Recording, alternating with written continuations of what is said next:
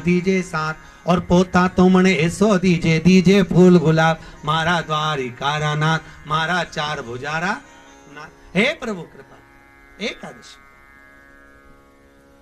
भूमि का शयन करो, पत्तल पर भोजन करो और जले हुए भोजन का त्याग करो। देवराज ने केवल शिव महापुराण के महत्तम शब्द को स्मरण किया और महत्तम शब्द का स्मरण कर कर देवराज आनंद करते करते ताप इतना पड़ा। देवराज भगवान शंकर के मंदिर से बाहर निकला, कुछ ही दूर पर गया था। जाने के बाद देवराज के प्राण छूट गए। महाराज प्राण छूटे, भगवान शंकर का गण बनकर भगवान शिव के धाम को चले गया। देवता आनंद की अनुभूति करने लगे, चारों तरफ सुख समाहित हो गया।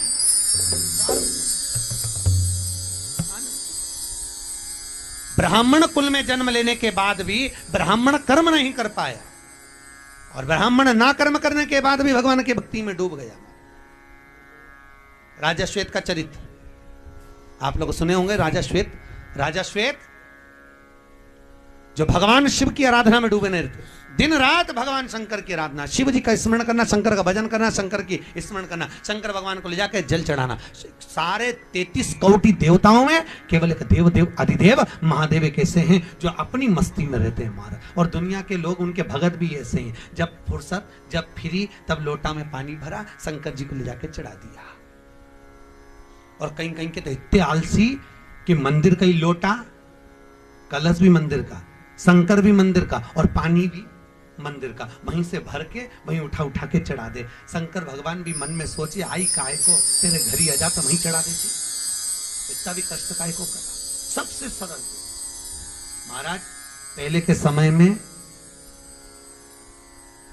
2 दोष नहीं होते थे घर में, एक पितृदोष, दूसरा वास्तु दोष होता था। क्या पहले घरों में 2 दोष नहीं होते थे, ना पितृदोष होता था ना वास्तु दोष होता था। आज के जमाने में लोग मकान बनाते हैं, घर बनाते हैं तो वास्तु शास्त्री को बुलाते हैं, नक्शा बनवाते समय कहते हैं वास्तु के हिसाब से मकान बनाना, वास्तु के हिसाब से घर बनाना। तो पहले के जमाने में तो लोग मकान बनाते हैं, जिसका मन होता था, पिताजी का मन होता यहाँ बाथरूम बना दो, वहां बाथरूम बना दी, यहाँ पर ये बना दो, हॉल बना दो, वहां हॉल बना दिया, जहां रसोई घर बनाना वहां रसोई घर बना दिया। पिता का मन, घर के लोगों का मन, बुजुर्ग का मन वहां बना देते थे। पर आज के जमाने में मकान पूछ पूछ कर बनाया तो भी घर में रत्ती भर की शांति नहीं, घर में रत्ती भर की लक्ष्मी नहीं, घर में रत्ती भर का सुकून नहीं। घर से बाहर रहती शांति रहती, घर की जैसी अंदर घुसी वैसी अशांति चालू। फिर किसी को बुलाया, हमारे घर में क्या हो गया, वास्तु दोष, पितृदोष है। पहले के जमाने में 2 दोष नहीं होते थे, ना पितृदोष होता था ना वास्तु दोष होता था। क्यों? क्योंकि घर के लोग घर के मटके में से, हंडे में से, परिंडे में से, मटके में से पानी लेते थे और पानी ले जाकर अपने घर में से लेकर जाकर शंकर को चढ़ाते थे। तो घर का जो मटका होता है, पानी भरने का जो मटका पात्र होता है, वो पितरों का स्थान होता है। और घर में से जब पानी लेकर जाते थे तो पूरे घर का वास्तु दोष उस पानी के अंदर जाता था और घर के मटके में से पानी ले जाते थे तो पितृदोष उसमें समाहित होकर चला जाता था। शंकर को चढ़ाने से वास्तु दोष और पितृदोष दोनों समाप्त हो जाता था महाराज, दोनों। अब आज के जमाने में घर का पानी कोई चढ़ाता ही नहीं है, इसलिए घर में दोनों दोष लगे। जल समर्पित, पानी समर्पित, समर्पण, बिना समर्पण की श्रेष्ठता नहीं है। समर्पण की शुद्धता का भाव हो। भगवान शिव की कथा कर रही है, शंकर की कथा वर्णन कर रही है महाराज। भूत बामन भूतेश्वर देवराज का चरित्र कर रहा है। फिर आगे जो चरित्र का वर्णन किया है, भगवान शंकर के आनंद में जो चरित्र का वर्णन किया, एक बिंदुक नाम का ब्राह्मण धन लेकर आता था, धर्म पत्नी को देता था। धर्म पत्नी पत्नी को देता था। धर्म पत्नी और पत्नी में जमीन और आसमान का अंतर है,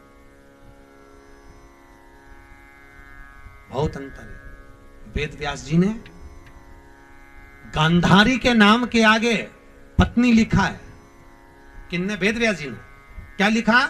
गांधारी धृतराष्ट्र की पत्नी। रामचरितमानस में तुलसीदास जी ने रावण की धर्म पत्नी मंदोदरी लिखा। क्या नाम लिखा है? जम के बताओ। धर्म पत्नी मंदोदरी। और वेद व्यास जी लिख रहे हैं गांधारी के लिए पत्नी गांधारी। कितना अंतर है? वो धर्म पत्नी, ये पत्नी। तो क्यों लिखा? क्योंकि धर्म पत्नी और पत्नी में जमीन और आसमान का अंतर होता है। पत्नी वो होती है जो पति को पतन के रास्ते पर ले जाती है। पत्नी वो होती है जो पति को सिनेमा घर ले जाती है। पत्नी वो होती है जो पति को मायके ले जाती है। पत्नी वो होती है जो पति को शॉपिंग मॉल ले जाती है। पत्नी वो होती है जो पति को घुमाने फिराने ले जाती है। और धर्म पत्नी वो होती है जो पति को शिव महापुराण की कथा में लाती है। वो धर्म पत्नी। धर्म पत्नी वो होती है जो पति को धर्म के पथ पर लेकर जाए। वो धर्म पत्नी। मंदोदरी धर्म पत्नी है, साधारण नहीं थी। याद रखिए, एक बार माता सीता जब विवाह कर कर अयोध्या में आई, माता जानकी जब विवाह कर कर अयोध्या में आई, माता जानकी ने 8 रात्रि तक अयोध्या का पानी नहीं पिया। माता सीता ने भोजन नहीं करा, अयोध्या का पानी नहीं पी रही है, भोजन नहीं कर रही है। जब अयोध्या का पानी माता सीता ने नहीं पिया, सीता जी से पूछा कौशल्या जी ने, तो अयोध्या का पानी क्यों नहीं पीती, भोजन क्यों नहीं करती? मां बस मन नहीं कर रहा। सुमित्रा जी ने पूछा, नहीं। दशरथ जी ने पूछा, सीता नहीं बोली। कैकेयी आई, उसने पूछा, क्या बात है बहू, तो अयोध्या का पानी क्यों नहीं पीती, अयोध्या का भोजन क्यों नहीं करती, क्या बात है? इतने में माता सीता ने कहा, मां मेरी रोज सासुएं आकर पूछती हैं मैं पानी क्यों नहीं पीती, भोजन क्यों नहीं करती। मेरे ससुर आकर पूछते हैं मैं पानी क्यों नहीं पीती, भोजन क्यों नहीं करती। इतने में सीता जी ने माता कैकेयी से कहा, मां मैं अयोध्या का पानी इसलिए नहीं पीती, मैं अयोध्या का भोजन इसलिए नहीं करती क्योंकि मेरे पिता जनक जी कहते हैं जिस घर में भांजे की हत्या हुई हो उस घर का ना तो पानी पिया जाता है ना भोजन किया जाता है। मेरा ससुरा भांजे का हत्यारा है, मैं भोजन नहीं करूंगी, मैं पानी नहीं पीऊंगी। कैकेयी ने दोनों हाथों से अपने कानों को बंद कर लिया। बहू वाणी को विराम दे, कैसे शब्द बोल रही है, तेरे ससुर ने कभी चींटी नहीं मारी और तू कह रही है भांजे की हत्या कर दी। अग्नि की तरह बात पूरी अयोध्या में फैल गई। जैसे अयोध्या में बात फैली, दशरथ जी के कानों में शब्द गया कि मेरी बहू ने मुझ पर भांजे की हत्या का दोष लगाया है। शब्द पढ़ते ही दशरथ जी को चरित्र याद आ गया। जब पहुंचा सरयू तीर भरन को नीर, विपत्ति का मारा जल भरने गया बेचारा। श्रवण पानी को आया था, वो जल में तुम भी डुबोया था।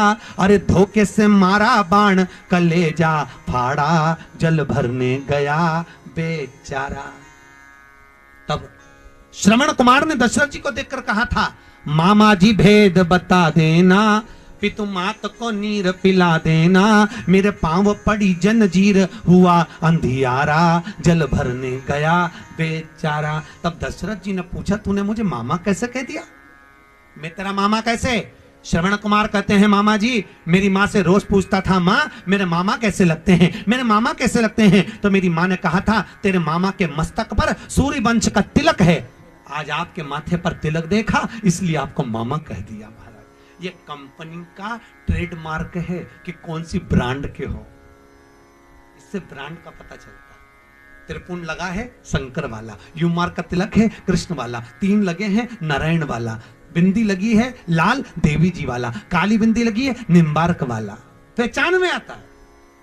सफेद तिलक के अंदर काली बिंदी विठल वाला, पहचान में आता है कौन सी कंपनी का है। 2 चीजें कंपनी की होती है, एक तुलसी की माला, गल मस्तक का तिलक।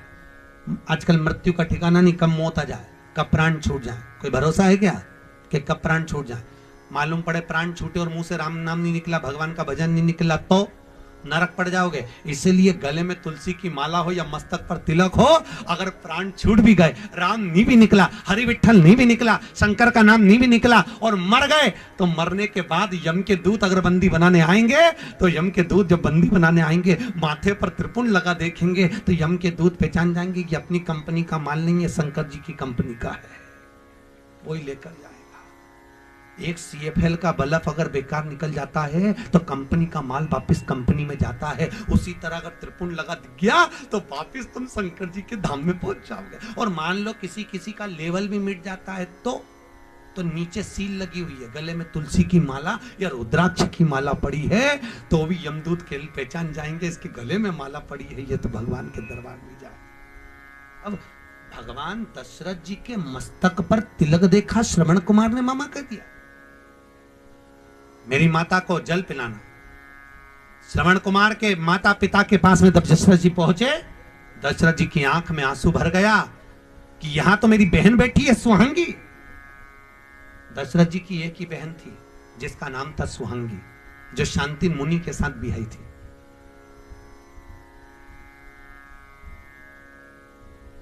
यहां मेरी बहन बैठी है। देखा, आंख का आंसू दशरथ जी का बहन के पांव पर गिर गया। बहन ने कहा, भैया आप? हाँ, तुम्हारे भांजा आने वाला है। भांजा वो जल लेने गया है। दशरथ जी ने पूरा चरित्र सुना दिया, पूरा चरित्र। इतने में जमाई ने श्राप दे दिया, दशरथ मैं अपने पुत्र के वियोग में प्राण त्याग रहा हूं, तुम्हें भी त्यागना पड़ेगा। आज दशरथ जी को वो चरित्र याद आया कि मेरी बहू गलत नहीं कर रही है, मेरे हाथों से भांजे की हत्या हुई है। विश्वामित्र जी जाकर पूछो क्या करा जाए कि भांजे की हत्या का दोष मिट जाए। विश्वामित्र जी ने कहा 10,000 ब्राह्मण को एक जगह पर बिठाकर भोजन कराओ, दक्षिणा देकर विदा कर दो, भांजे की हत्या का दोष मिट जाएगा। वैसा पूछा सीता से, करा दें? सीता जी ने कहा मेरे पिताजी ने ये नहीं बताया। कई कई बहुएं होती हैं मायके के मेथड से चलती हैं। सास उनको बताती है कि तिल्ली का लड्डू ऐसे बना, तो नहीं बनाएगी। माँ ने जैसा बताया वैसी बनाएगी। मेरी मम्मी ने तो ऐसा बताया, वैसे ही करेगी। जैसे सीता जी ने कहा मेरे पिताजी ने ही नहीं बताया, तो तुम्हारे पिताजी ने क्या बताया? सीता जी कहती है मेरे पिताजी ने बताया कोई ऐसा ब्राह्मण जिसने ना कभी किसी के घर खाया हो, ना पानी पिया हो, किसी के घर में मुंह झूठा ना करा हो, ऐसे ब्राह्मण को घर में बिठाकर भोजन करा दो, दक्षिणा देकर विदा कर दो, भांजे की हत्या का दोष मिट जाएगा। दशरथ जी ने पूरी अयोध्या में देखा, ऐसा बामण नहीं मिला। पत्र लिखा जनक जी को, संधि जी सगा जी तुम्हारे यहाँ कोई बामण हो तो बता दो। संधि जी बोले हमारे यहाँ भी कोई बामण नहीं है, अपनी करमाला में ऐसा कहीं का बामण हो तो बता दो रे, जिसने ना कभी किसी के घर खाया हो ना पानी पिया हो। पूरी पृथ्वी पर बामण देखा तो नहीं मिला।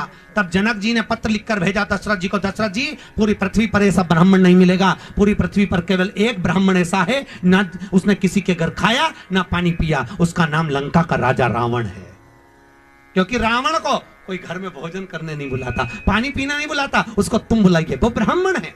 दशरथ जी ने पत्र लिखा, श्रीमान रावण जी महाराज आप हमारे यहाँ एक समय भोजन के लिए पधारो।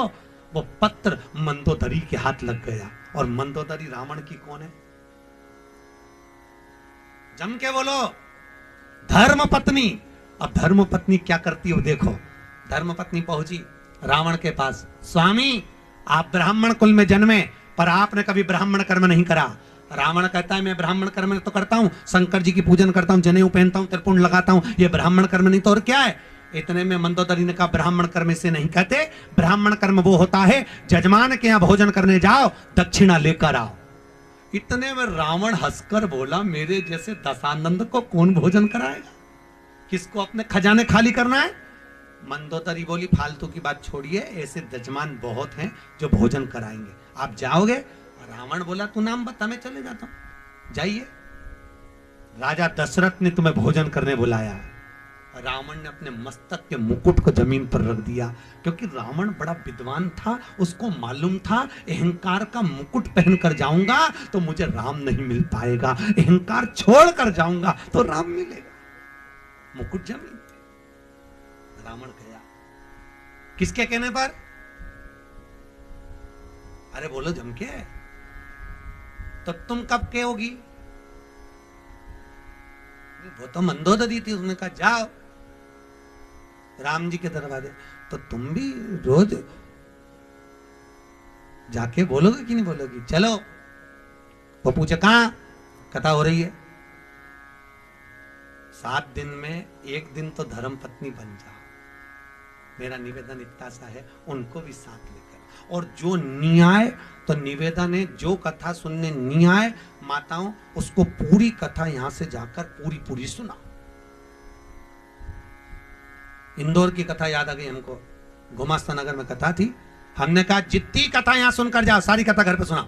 एक नई नवेली बहू, 3 महीने हुए थे शादी के, 3 महीने शादी के, वो रोज जाए कथा सुनाए।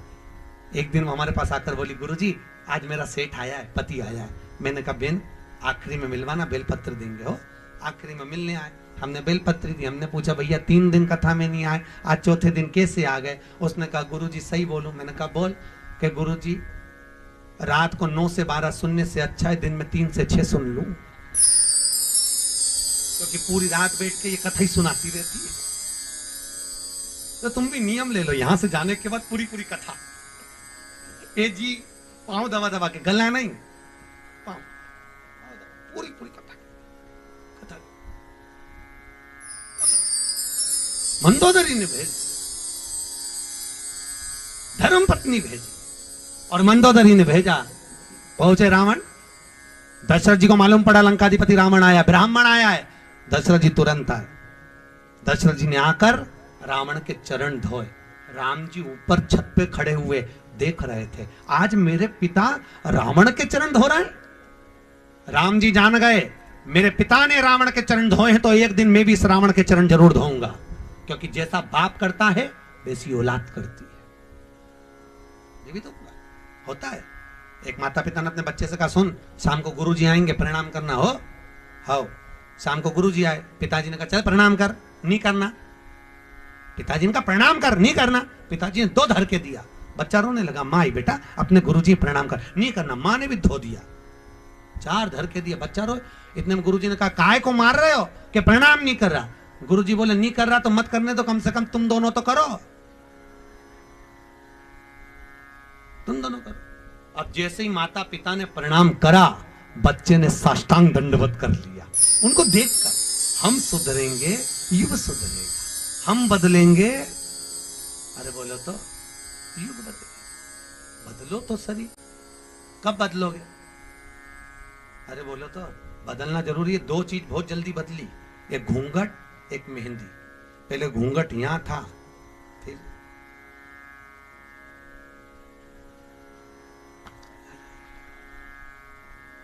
अब तो बहुएं 2 बार घूंघट इतना जब लेती है, जब एक बार शादी करके आती है तब मुंह दिखाई होती है तो सोने की रकम मिलती है, और एक बार घूंघट इतना जब लेती है जब घर में डोकरा डोकरी बुढ़ा बुढ़ी मरे तब। क्योंकि आंख में आंसू तो एक भी आए नहीं, बट डिजाइन में ऐसा पल्लू करके रोती है। बस 2 बार 2 चीजें बहुत जल्दी बदली, एक वो घूंघट एक बार मेहंदी। मेहंदी यहां थी,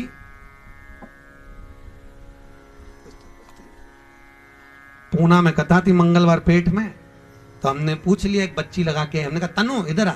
तो क्या हाँ गुरुजी ये तूने क्या लगाया? तो कि वो टेटू। हमने कहा कितने का लगवाया? कि 700 रुपए का। हमने कहा 700 रुपए तू गौशाला में देती तो बेचारी गाय 1 महीना चारा खाती, फालतू का पैसा खर्च करी है। ऐसे